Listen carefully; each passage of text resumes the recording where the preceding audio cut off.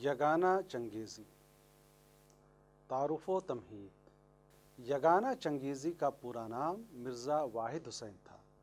تخلص یگانہ اور یاس دونوں کیا کرتے تھے۔ 1884 میں عظیم آباد میں پیدا ہوئے۔ یگانہ کا تعلق ایک معزز جاگیردار گھرانے سے تھا۔ ان کے والد مرزا پیارے صاحب کا رکھ رکھاؤ اور عادت و اطوار جاگیردارانہ روایت کے حامل تھے۔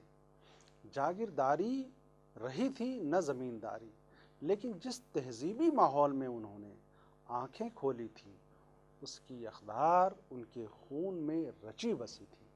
انہوں نے یگانہ کی تعلیم و تربیت پر خصوصی توجہ کی۔ یگانہ فارسی اور انگریزی زبانوں کے علاوہ شاعری کے علم یعنی عروض و بیان سے بھی مستفیض ہوئے۔ پہلے سید علی خان بیتاب سے مشورہ سخن کرتے رہے، بعد ازاں شاد عظیم آبادی کے باقاعدہ شاگرد ہوئے۔ 1904 میں مٹیا برج کلکتہ میں شہزادہ محمد مقیم بہادر کے فرزندوں کی تعلیم و تربیت کے لیے مامور ہوئے۔ کچھ عرصے بعد واپس پٹنہ اور پھر لکھنؤ کی راہ لی، جہاں 1913 میں ان کی شادی ہو گئی۔ یگانہ تلاش معاش اور ذہنی سکون کی تلاش میں لاہور بھی پہنچے، جہاں 1926 سے 1928 تک ان کا قیام رہا۔ کچھ عرصہ اٹاوا کے ایک اسکول میں مدرسی کے فرائض بھی انجام دیے۔ تھوڑے وقتوں کے لیے علی گڑھ رہے، پھر حیدرآباد میں مہاراجہ کشن پرساد کے دربار سے وابستہ ہو گئے۔ مہاراجہ کشن پرساد کو شعر و ادب سے گہری دلچسپی تھی اور شعراء کی سرپرستی میں پیش رہا کرتے تھے، لیکن دربارداری کی یگانہ کی طبیعت نہیں تھی۔ اسی بنا پر حضور نظام کی دست بوسی بھی نہیں کی۔ نواب بشیر یار چنگ شعر و سخن کے دلدادہ تھے۔ انہوں نے یگانہ کو سب رجسٹرار کے عہدے پر تقرر کر دیا۔ 1942 میں سبکدوش ہوئے۔ 1949 میں لکھنؤ چلے آئے، جہاں 1956 میں ان کا انتقال ہو گیا۔ سبق کا مقصد: اردو غزل کی تاریخ میں یگانہ ایک اہم مقام کے حامل ہیں۔ یگانہ نہ صرف اپنی شاعری میں منفرد لب و لہجے کے شاعر ہیں، بلکہ ان کی شخصیت بھی منفرد تھی۔ کسی کو مشکل سے خاطر ملاتے تھے۔ اسی مزاج کی بنا پر ان کے کئی دشمن ہو گئے تھے۔ آخری زندگی بڑی کسم پرسی میں گزری، لیکن ان کی بے بسی کا اثر ان کی غزل میں کہیں نظر نہیں آتا، کیونکہ غموں اور پریشانیوں کو میر کی طرح دیوان میں جمع کرنا ان کے مزاج کے خلاف تھا۔ ہمارے طلبہ دیکھیں گے کہ یگانہ کی غزل ان کے اسی مزاج کی آئینہ دار ہے۔ یگانہ کے معاصر لکھنوی شعراء کی غزل کا رجحان: یگانہ کا دور نظمیہ شاعری کا دور تھا۔ ان کی زندگی میں اقبال جیسا عظیم المرتبت شاعر اپنے عظیم شعری کارنامے انجام دے کر رخصت ہو چکا تھا۔ حلقہ ارباب ذوق اور ترقی پسند تحریک نے عروج کی منزلیں بھی سر کیں، اور یگانہ کی عمر کے آخری برسوں میں ان کے جوش و تحرک میں بھی کمی واقع ہو گئی تھی۔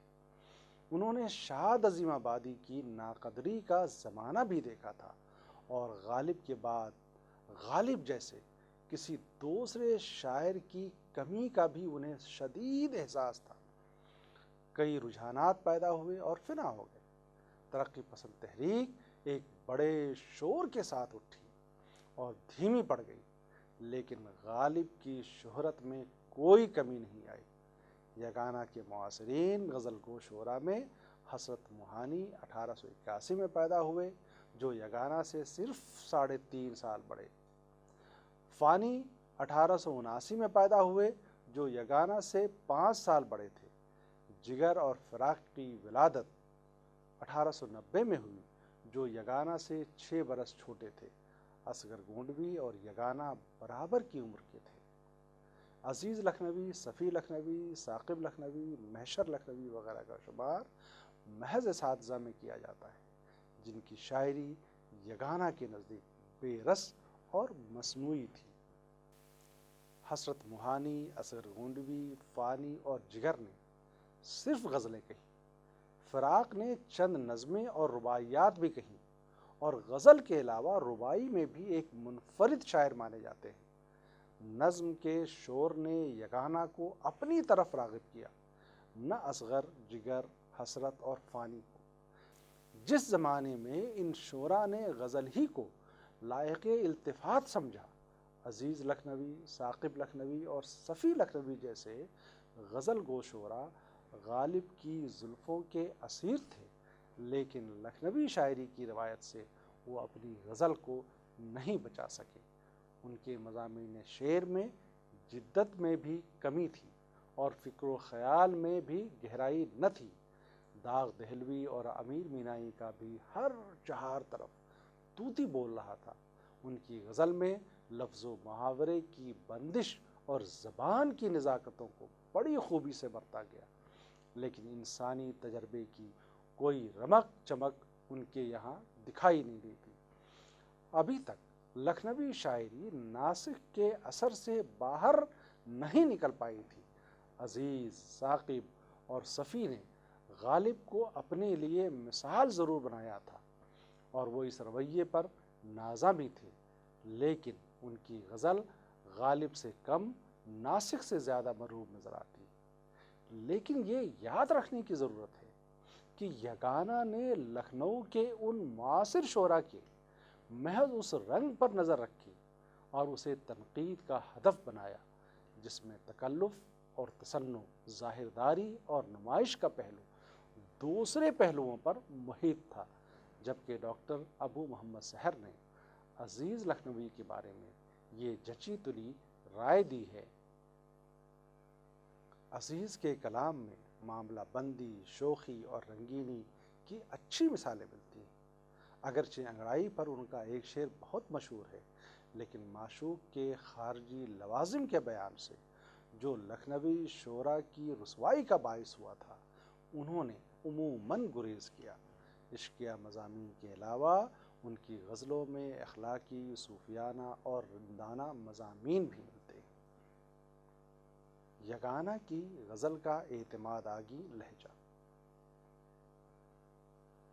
یگانہ نے زندگی کی ہزار صعوبتیں اٹھائی اور اذیتیں جھیلی، لیکن ان کی استقامت میں کہیں فرق نہ آیا۔ وہ خوددار اور حق پسند تھے، حق کا ساتھ دینے میں کبھی بخل و مکر سے کام نہیں لیتے تھے، حرص و ہوس کو پاس نہیں پٹکنے دیتے تھے۔ غرور مندوں، ڈھکوسلو بازوں، مکاروں اور ریاکاروں سے انہیں ازلی چڑ تھی۔ ان کا اپنا ایک تصور حیات تھا جس پر وہ آخری عمر تک مضبوطی سے ڈٹے رہے۔ ان کے بدخواہوں اور مخالفین نے راہیں مسدود کرنے کی کوششیں کی، لیکن انہوں نے مصلحت کو ترجیح دی، نہ صلح جوئی سے کام لیا۔ ہمہ وقت اپنے لفظوں پر قائم رہے۔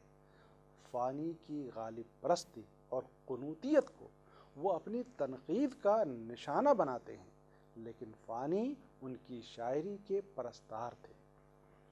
فانی اور جوش ان کے دوست تھے، لیکن دونوں کے خلاف انہوں نے رباعیاں بھی لکھی۔ غالب کو چور شاعر کہتے تھے، جنہوں نے فارسی کے کئی شعراء کے مضامین کا سرقہ کیا ہے۔ حالانکہ یگانہ کو یہ سمجھنا چاہیے کہ مضامین شعر پر کسی کا اجارہ نہیں۔ عربی اور فارسی علماء بلاغت و شعر بھی یہی کہتے آئے ہیں کہ ان کے اس خیال کے بھی کوئی معنی نہیں ہے کہ انہوں نے اپنا رنگ سخن ناسخ سے کسب کیا تھا اور مومن کا انہوں نے تتبع کیا ہے۔ یگانہ کا اپنا نظریہ حیات ہی نہیں، نظریہ فن بھی تھا، اور بڑی ہٹ درمی کے ساتھ وہ اپنے تصورات پر قائم رہے۔ انہیں اپنے آپ پر بڑا اعتماد تھا، اور اپنے نظریہ فن میں بھی یہی اعتماد ان میں استقلال و استقامت کو قائم رکھتا ہے۔ یگانہ کی پوری شاعری اسی اعتماد کی اساس پر کھڑی ہوئی نظر آتی ہے۔ ان کا لہجہ کہیں سوگوار ہوتا ہے، نہ کہیں تھکن کے آثار پیدا ہوتے ہیں۔ جو کہتے ہیں بلا جھجک اور برملا کہتے ہیں۔ اس سے انہیں کوئی غرض نہیں ہوتی کہ کس پر اس کا کیا اثر ہو سکتا ہے۔ پہاڑ کاٹنے والے زمیں سے ہار گئے، پہاڑ کاٹنے والے زمیں سے ہار گئے، اسی زمیں میں دریا سمائے ہیں کیا کیا۔ بلند ہو تو کھلے تجھ پہ راز پستی کا، بڑوں بڑوں کے قدم ڈگمگائے ہیں کیا کیا۔ غضب ہے جرم شور انگیز پر مجبور ہو جانا، پتے کی بات کہہ کر بے دھڑک منصور ہو جانا۔ کون نظروں میں سما سکتا ہے یگانہ کے سوا، حق شناسی کفر کیوں ہو، عین ایماں کیوں نہ ہو۔ کہاں کی بوئے حقیقت کہاں کا رنگ مزاج، جواب سے دور یہ پردہ نہ درمیاں ہوتا۔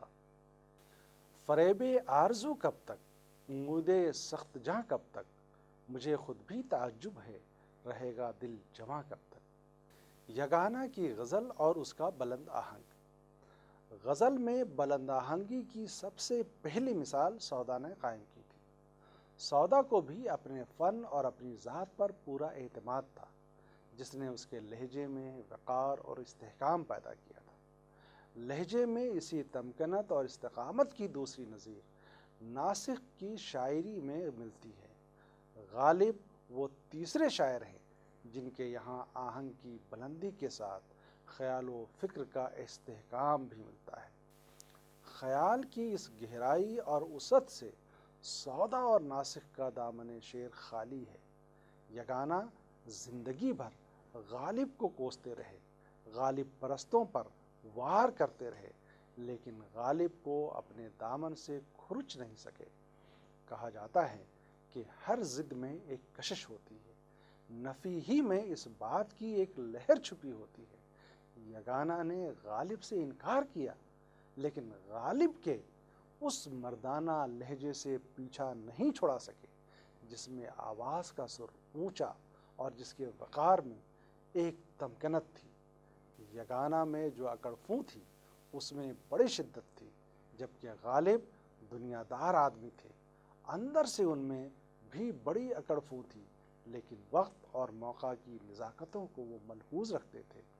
وہ اپنی ضرورتوں کو کم کر سکتے تھے، نہ تیاگ سکتے تھے، جبکہ یگانہ ضرورتوں کے دامن کو وسیع رکھنے کے حق میں تھے اور نہ ضرورتوں کو پورا کرنے کے لیے کسی کے سامنے دستے سوال پھیلا سکتے تھے۔ غالب اپنی مملکت شعر میں انتہائی خوددار، حق پرست اور خود بھی واقع ہوئے ہیں۔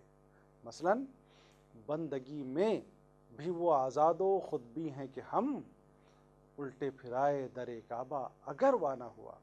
غالب اپنے باطن میں ایسے ہی، لیکن معمولات میں اور معاملات زندگی میں وہ اپنے اس رویے کو رہنما اصول نہیں بنا سکتے تھے۔ یگانہ اپنے باطن میں جیسے تھے، ظاہر میں بھی ان کا وہی کردار تھا۔ ظاہر اور باطن میں توازن قائم رکھنا اور زندگی کے ہر موڑ پر اپنے اصولوں پر اڑے رہنا ہر انسان کے بس میں نہیں ہوتا۔ یہ بڑے نقصان کا سودا ہے جسے اٹھانے کا یارہ غالب کو نہ تھا، لیکن یگانہ اپنی شخصیت و طبیعت ہی میں ایسے تھے، ہمہ وقت نقصان اٹھانے کے لیے تیار رہا کرتے تھے۔ اسی چیز نے ان کے اندر حوصلوں کی پرورش بھی کی۔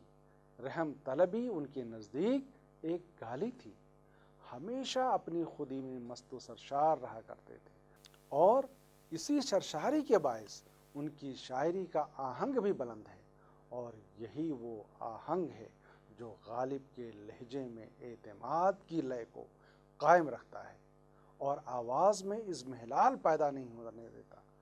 یگانہ کے ان اشعار میں پختگی فکر بھی ہے اور اظہار میں پرکاری بھی ہے۔ دیکھیں ان اشعار کو۔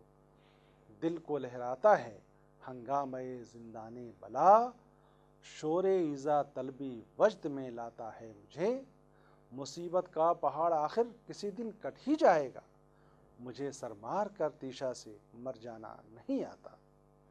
بزم دنیا میں یگانہ ایسی بے گانہ روی، میں نے مانا عیب ہے لیکن ہنر میرے لیے، نظام دہر نے کیا کیا نہ کروٹیں بدلی، مگر ہم ایک ہی پہلو سے بے قرار رہے، سمجھ میں آئی نہ زندان شش جہت کی کشش، کہ پاؤں رکھنے کی جا ہے نہ بھاگ جانے کی، دیدنی ہے چمن آرائے یہ چشم عبرت، سیر تازہ گلے پزمردہ دکھاتا ہے مجھے۔ اس میں کوئی شک نہیں کہ بعض مضامین شعر غالب اور یگانہ کے مماثل ہیں، حتیٰ کہ غالب کی لفظیات مثلاً شوریدہ سری، بازیچہ طفلاں، وحشت، عرق انفعال، بندہ آزاد، شش جہت، لذت بیداد وغیرہ کی ترکیب سازی بھی غالب ہی کی یاد دلاتی ہے۔ چند لفظی تراکیب کی یہ مثالیں دیکھیں جن میں صنائی کم خلاقی زیادہ ہے: سلسلہ جنبان سعی لا حاصل، منزل عنقائے کمال، آلودہ رنگ خزاں، گوش بر آواز غیب، ہنگامہ زندان بلا، وعدہ صبر آزمائے جانا۔ اس طرح کی ترکیبیں یگانہ کے کئی اشعار غالب کے استعمال کردہ مضامین پر ہی استوار نہیں ہیں، بلکہ 17 سے زیادہ غالب کی زمینوں میں انہوں نے غزلیں کہی ہیں۔ اسی بنا پر پروفیسر حنیف کیفی نے یگانہ کو غالب شکن سے زیادہ معتقد غالب ٹھہرایا۔ وہ کہتے ہیں، یگانہ کی شاعری کا غالب آہنگ غالب ہے، اور اگر ان کے حالات یا ان کی فطرت انہیں غالب دشمنی پر مجبور نہ کرتی تو آج وہ اپنی تمام انفرادی خصوصیات کے باوصف غالب کے سب سے بڑے مقلد اور سب سے اچھے معتقد بن کر سامنے آتے۔ راہی معصوم رضا بھی یگانہ کو غالب دشمن قرار نہیں دیتے۔ ان کا کہنا ہے کہ یہ بات درست نہیں کہ یگانہ غالب کے دشمن تھے یا ان کی شاعری کے قائل نہ تھے، بلکہ غالب کے پرستاروں نے انہیں دھکا دے دے کر غالب شکنی کی کگار تک پہنچایا۔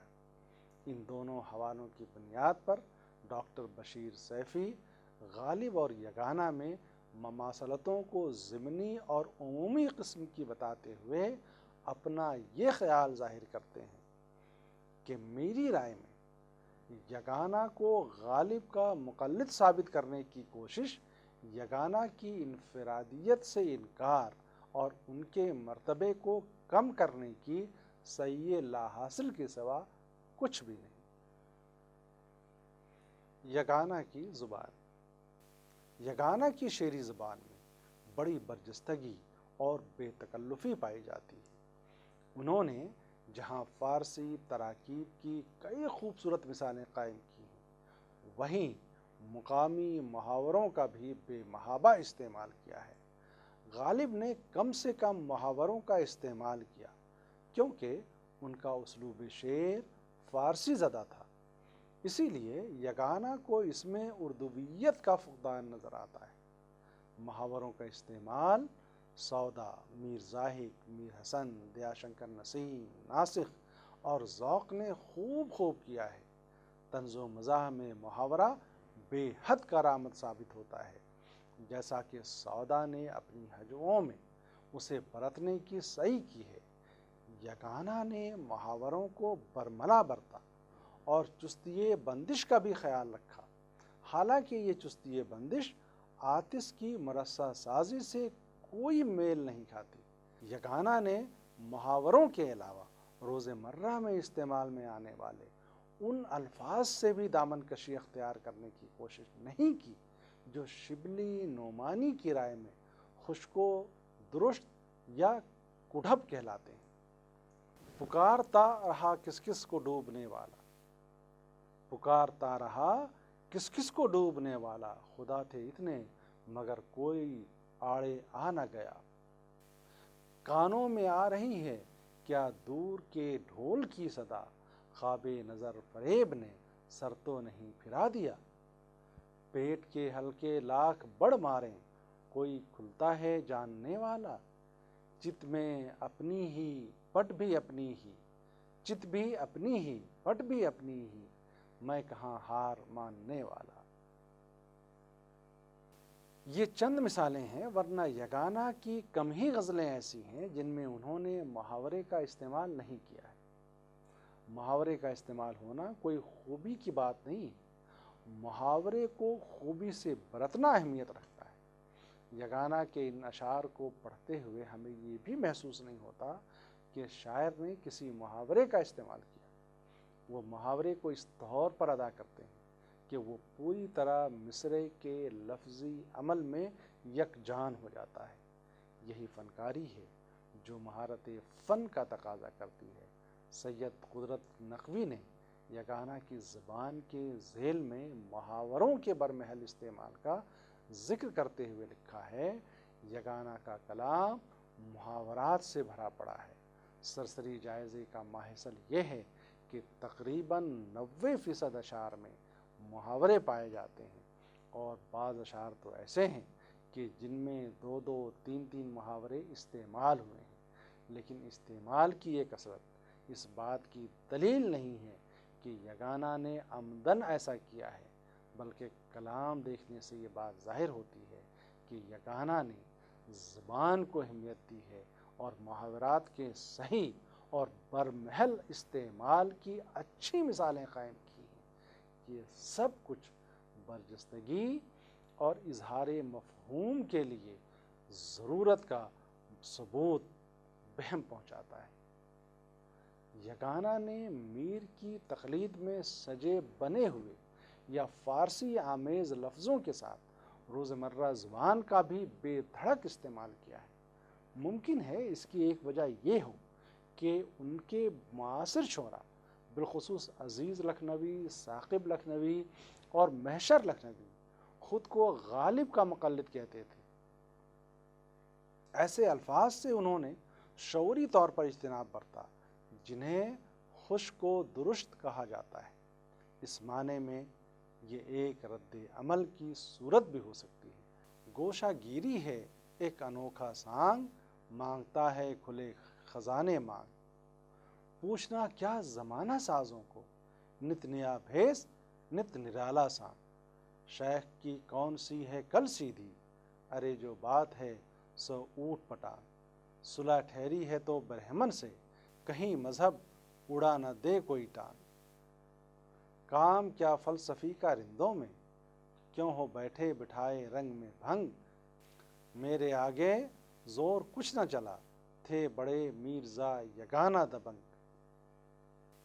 اس طرح یگانہ کے کلام میں نامانوس، متروک اور عرف عام میں سوقیانہ الفاظ کی کمی نہیں۔ یگانہ نے اس طرح کے الفاظ کا استعمال وہی کیا ہے جہاں ان کا مقصود طنز و تاریص تھا۔ میر، نذیر اور یگانہ نے یہ بھی ثابت کرنے کی کوشش کی کہ کوئی لفظ نہ تو کٹھب ہوتا ہے، نہ بھدا، نہ ناگوار۔ محض ان کا برمحل استعمال ہونا ایک شرط کی حیثیت رکھتا ہے، اور یگانہ آرٹ اس شرط پر پورا اترتا ہے۔ خلاصہ، اس تفصیل سے یہ معلوم ہوتا ہے کہ یگانہ ایک منفرد غزل گو شاعر ہے۔ ان کے معاصرین میں ایک حلقہ وہ تھا جو لکھنوی شعراء پر مشتمل تھا۔ صفی لکھنوی، عزیز لکھنوی، ثاقب لکھنوی، ان شعراء کی ایک خصوصیت یہ تھی کہ ان کے یہاں لکھنؤ اور دہلی دونوں دبستانوں کا رنگ جھلکتا ہے۔ یہ شعراء غالب کے پرستار، غالب کی طرح فارسی تراکیب پر جان چھڑکتے تھے، غالب کی زمینوں میں غزلیں کہتے تھے۔ ان کی غزلوں میں تھوڑی بہت جدت طرازی بھی ملتی ہے، اور لفظی بازی گری اور صنعتوں کے استعمال کی وہ صورت بھی جو لکھنوی دبستان کی خاص پہچان سمجھی جاتی ہے۔ دوسرا حلقہ وہ تھا جو روایت کی گہری فہم رکھتا تھا اور لکھنؤ اور دہلی دبستانوں سے خود کو آزاد سمجھتا تھا، جیسے فانی بدایونی، اصغر گونڈوی، حسرت موہانی، فراق گورکھپوری وغیرہ۔ شعراء اپنے انفرادی لب و لہجے سے پہچانے جاتے ہیں۔ ہمیں یگانہ کو اسی حلقے کے ساتھ وابستہ سمجھنا چاہیے۔ یگانہ آرٹ اسی کا نام ہے۔